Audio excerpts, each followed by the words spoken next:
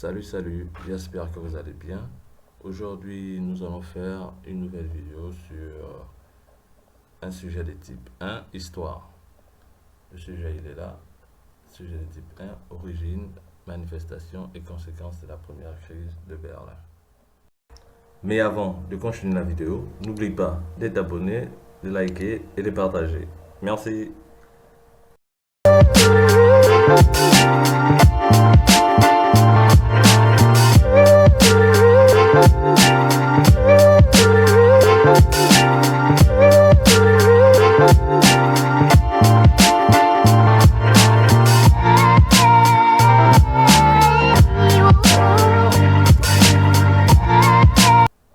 Je suis passé par constat. À l'issue des conférences de Potsdam et de Yalta, plusieurs résolutions ont été prises contre l'Allemagne. Parmi ces décisions, on a la division de l'Allemagne en 4 zones d'occupation, y compris sa capitale Berlin. Cependant, en 1948, l'Allemagne et sa capitale sont au centre des tensions Est-Ouest. La question, elle est là, la problématique. De ce fait, quelles sont les origines, manifestations et conséquences de la première crise de Berlin? Ici, j'ai juste pris le plan que on m'avait déjà donné dans le sujet. Origine, manifestation et conséquences de la première crise de Berlin. C'est ce que je vais ramener à la problématique. Et en même temps, j'ai aussi fait mon plan avec ce qu'on m'avait déjà donné dans le sujet. Ici, où j'ai mis mon plan. Donc, j'ai mis... voilà. À la suite de cette problématique, nous allons d'abord aborder les causes de la première crise de Berlin, ensuite des phases et enfin des conséquences de cette dernière. Donc, j'ai énuméré les différentes parties de mon développement avec des connecteurs logiques qui se suivent. D'abord, ensuite et enfin. Car nous avons 3 problèmes. Nous avons les origines, manifestations et conséquences. S'il y en avait 2, j'allais dire d'une part, d'autre part. Ou premièrement, deuxièmement. Mais là, on en a 3. Donc, d'une part, d'autre part. On en a 3, désolé. Donc, d'abord, tout d'abord, ensuite et enfin. Ok, après l'introduction, quand vous avez fini votre introduction, donc, amorce, problématique, plan, vous sautez 2 lignes pour aller au développement. Avant de commencer à développer vos arguments, vous les annoncez dans une phrase chapeau.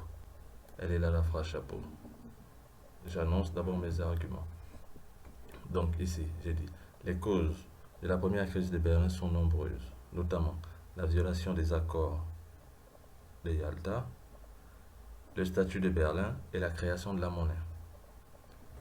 Après ma phrase chapeau, je commence par développer le premier argument.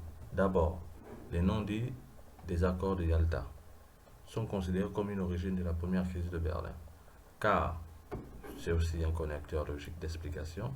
Donc, car à la fin de la conférence, les Alliés avaient décidé de diviser l'Allemagne, y compris sa capitale, Berlin, en 4 zones. Cependant, en 1947, la rupture de la Grande Alliance remet l'Allemagne au centre des manœuvres soviétiques. D'un côté, ici je n'ai pas sauté des lignes, hein, c'est juste la feuille qui est finie. Donc d'un côté, l'URSS supprime les médias et de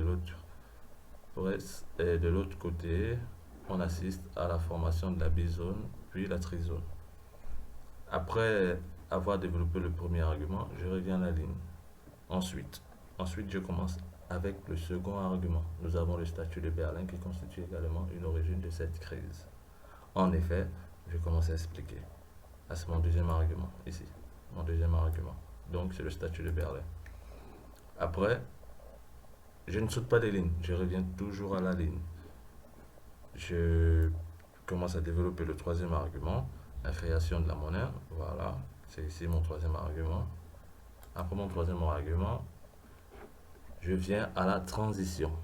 Plusieurs facteurs ont déclenché la première crise de Berlin. Mais comment s'est-elle déroulée?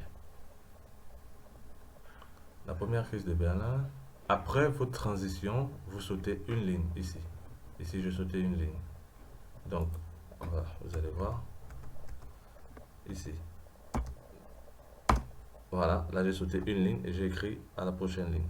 pour faire la phrase chapeau. La première crise de Berlin se déroule à travers deux étapes, à savoir le blocus et le pont aérien. Regardez ici j'ai deux arguments, donc je vais utiliser deux connecteurs logiques qui se suivent. On a d'une part ici, et on a d'autre part ici. Donc, d'une part, le blocus de Berlin constitue la première manifestation de la crise de Berlin. Évidemment, connecteur logique ici. Là, je montre à l'examinateur que je commence à expliquer mon argument pour montrer son opposition à la création d'une monnaie et d'un éventuel État occidental. Stalin met en place un blocus à Berlin-Ouest le 24 juin 1948. Berlin-Ouest devient vulnérable, les voies terrestres ferroviaires sont détruites et ne peut communiquer avec l'extérieur. D'autre part, pour faire échec au blocus de Stalin, les Américains vont mettre en place la puissance de leur aviation afin de ravitailler Berlin-Ouest. Effectivement, là je commence à expliquer, pendant 11 mois, ils ont mobilisé 2,5 tonnes de vivres et le 12 mai 1949, l'URSS lève le blocus. Après ma seconde partie, après avoir développé le second argument, je fais ma transition.